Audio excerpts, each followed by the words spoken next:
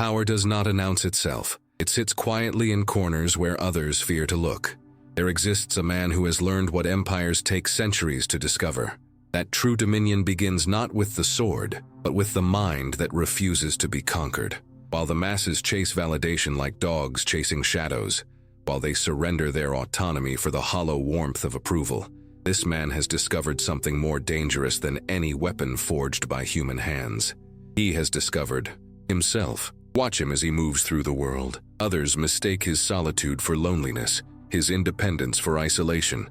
They cannot comprehend that he has transcended the desperate need that binds them all together in their collective weakness. He requires nothing from them, not their admiration, not their agreement, not their presence. And this makes him the most formidable force in any room he enters, because a man who cannot be controlled by his desires cannot be controlled at all. The architecture of social control rests on a simple foundation: your incompleteness. Every institution, every system, every mechanism of influence operates on the assumption that you are fundamentally lacking, that you need something external to become whole. The market needs you to believe that happiness can be purchased. The state needs you to believe that security requires submission. Society needs you to believe that meaning comes from conformity. But what happens when someone discovers that these are lies? What happens when someone realizes that they are already complete? Machiavelli understood this truth with crystalline clarity. His writings were not merely about political strategy. They were about the fundamental nature of power itself. He observed that princes rise and fall, that kingdoms crumble and empires dissolve, but that one thing remains constant. The man who masters himself needs no external master. The man who controls his own mind cannot be enslaved by circumstance. This was not philosophy as decoration. This was philosophy as armor, as weapon, as the difference between those who shape the world and those who are shaped by it. Consider the mechanics of manipulation. How do you control someone? Through their desires, through their fears, through their need for acceptance and their terror of rejection. But strip those mechanisms away, remove the leverage points, create a consciousness that derives its sense of worth from internal standards rather than external validation. What remains? Something that cannot be bought, something that cannot be threatened, something that cannot be broken by the ordinary tools of social control. This is why solitude terrifies the systems that govern us. Not because it produces hermits or outcasts, but because it produces sovereigns. Men and women who recognize no authority higher than their own reasoned judgment, who bow to no altar except truth, who serve no master but their own conscience.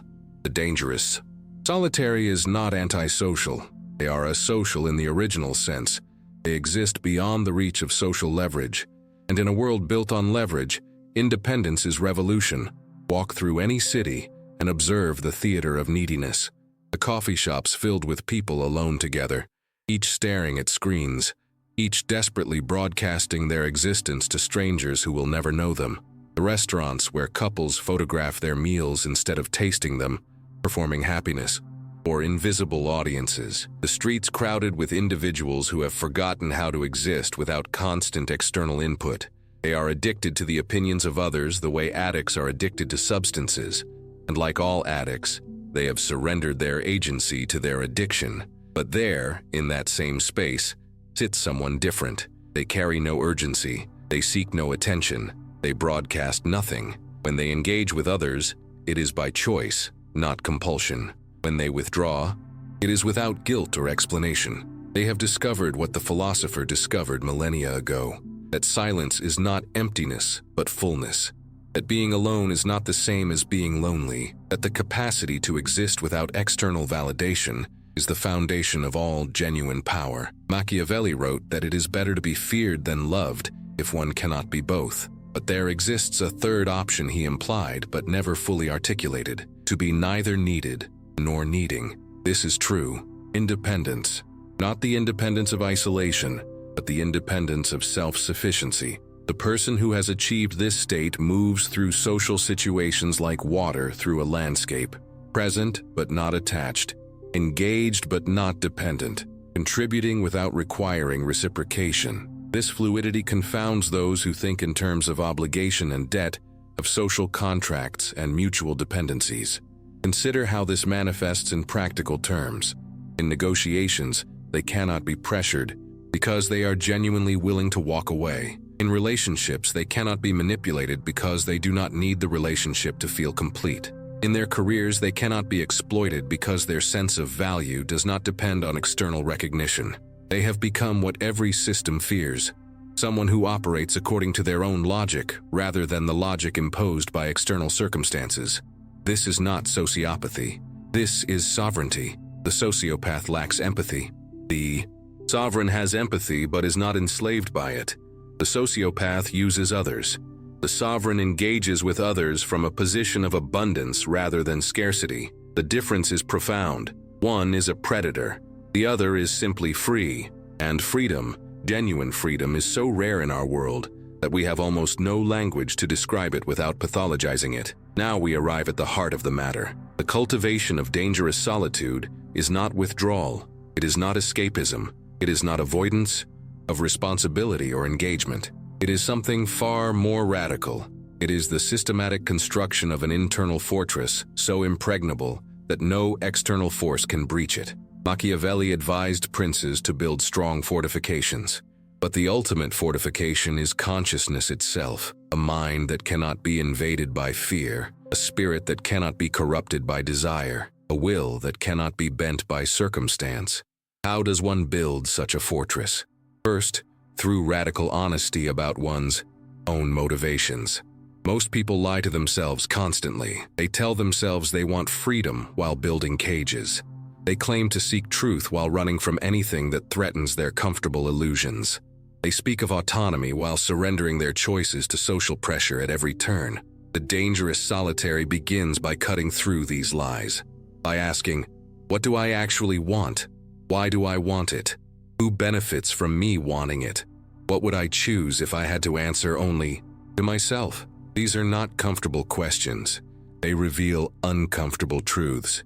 You discover that much of what you thought was your own opinion is actually inherited programming, that many of your goals are not your goals, but the goals society has convinced you to adopt. That much of your sense of self is constructed from the expectations of others, rather than genuine self-knowledge. This revelation is simultaneously liberating and terrifying, because once you see it, you cannot unsee it. And you must choose.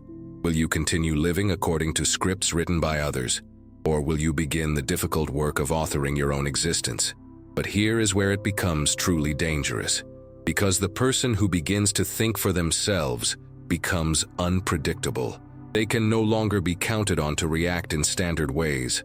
The usual incentives do not move them. The usual threats do not deter them. They have developed their own value system based on reason and experience rather than on social conditioning and inherited beliefs.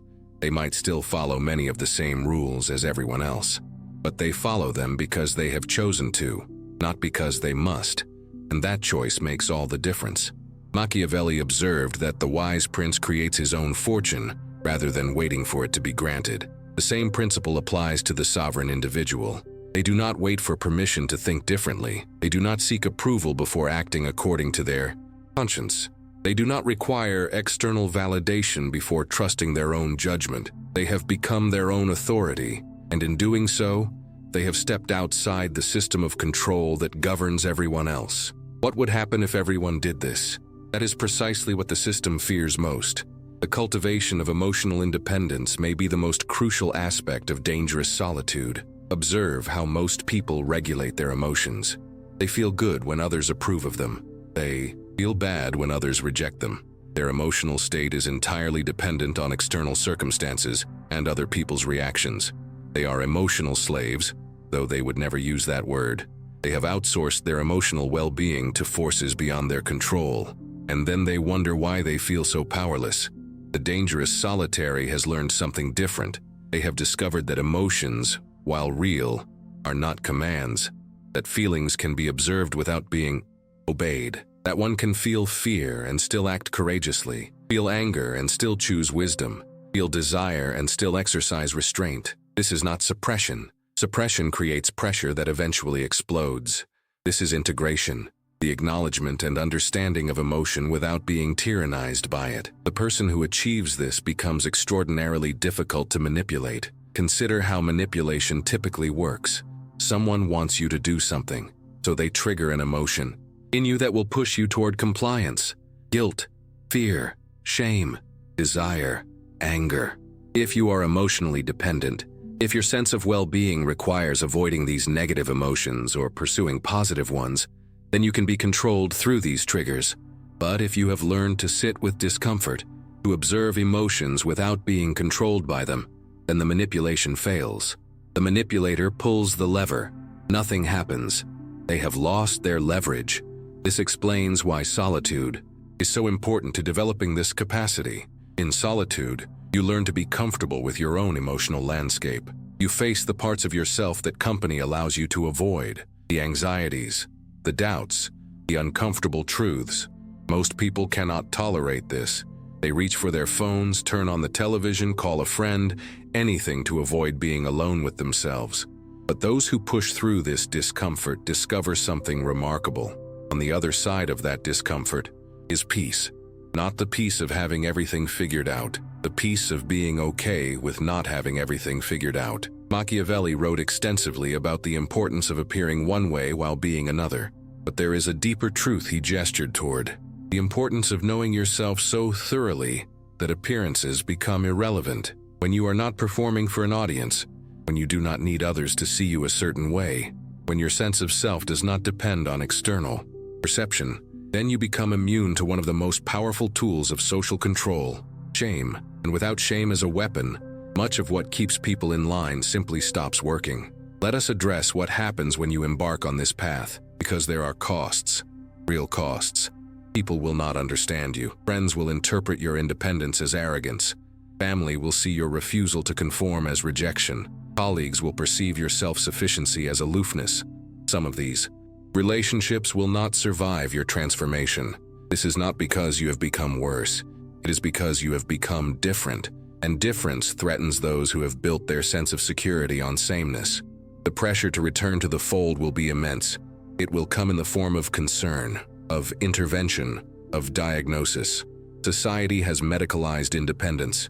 If you prefer solitude to constant socializing, there must be something wrong with you. If you do not seek external validation, you must have a disorder. If you think for yourself rather than accepting consensus reality, you must be delusional. This pathologization of autonomy is not accidental. It is a defense mechanism, the system defending itself against those who have learned to exist outside its boundaries. But here is what they will not tell you. The pain of transformation is temporary. The pain of conformity is permanent. Yes, there will be difficult moments as you shed the need for approval. Yes, there will be loneliness as you realize how few people understand what you are doing.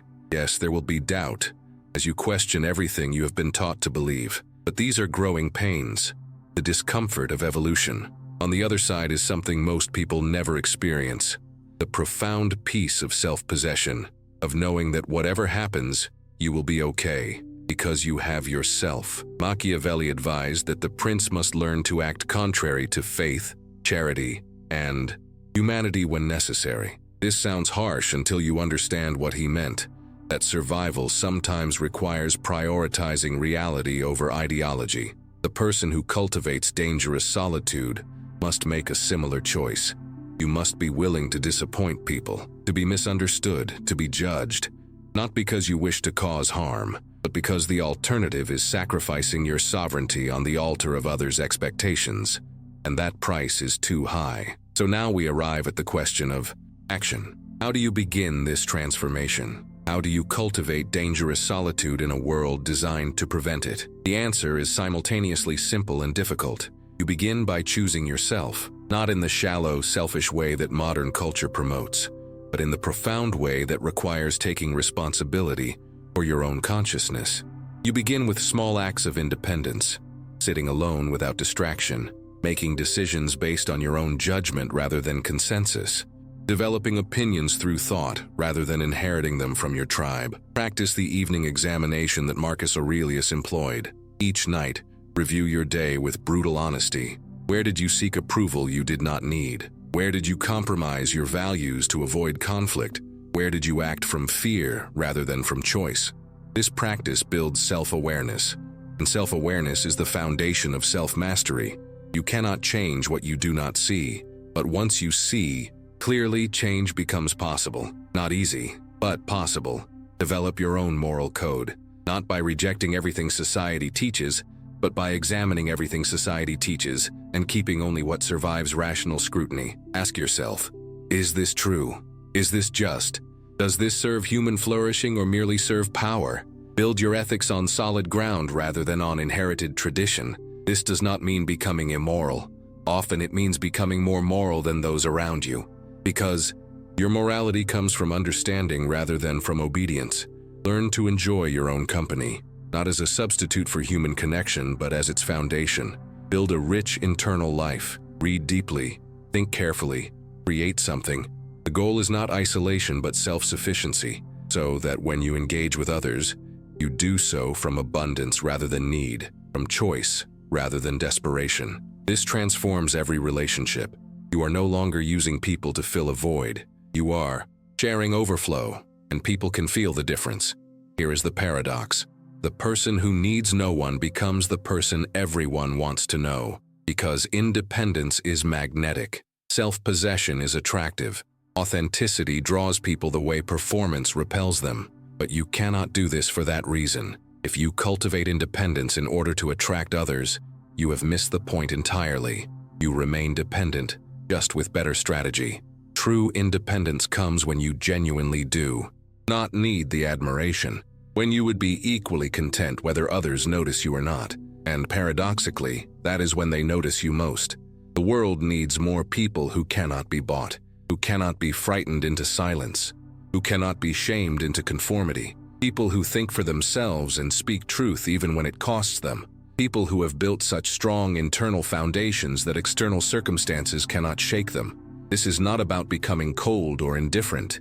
It is about becoming strong enough to remain warm in a cold world, compassionate in a cruel world, honest in a world of lies. You cannot do that from a position of weakness. You can only do it from a position of strength, and strength comes from self-mastery. Machiavelli's ultimate lesson was not about cruelty or manipulation. It was about reality, about seeing the world as it is rather than as we wish it to be. And the reality is this: in a world built on control, independence is rebellion. In a society built on neediness, self-sufficiency is revolution. In a culture built on performance, authenticity is radicalism. You do not need to be loud about it. You do not need to announce it. You simply need to be it. And in being it, you become dangerous in the most important way possible. Dangerous to every system that depends on your compliance. Dangerous to every ideology that requires your belief. Dangerous to every authority that demands your submission. So begin today. Begin now. Choose one area where you have been seeking validation instead of developing self-respect. One belief you have been carrying that you never chose for yourself. One relationship where you have been performing instead of being authentic. And change it. Not dramatically, not publicly. Just change it, and then tomorrow change something else. Build your fortress one stone at a time, until you have become someone who cannot be conquered, because you have already conquered yourself. In a world full of people, desperate to fit in, the most powerful act is learning to stand alone. Not because connection is wrong, but because true connection is only possible between those who do not need it. Between those who choose it freely. Between sovereigns. Become sovereign. Become dangerous. Become free.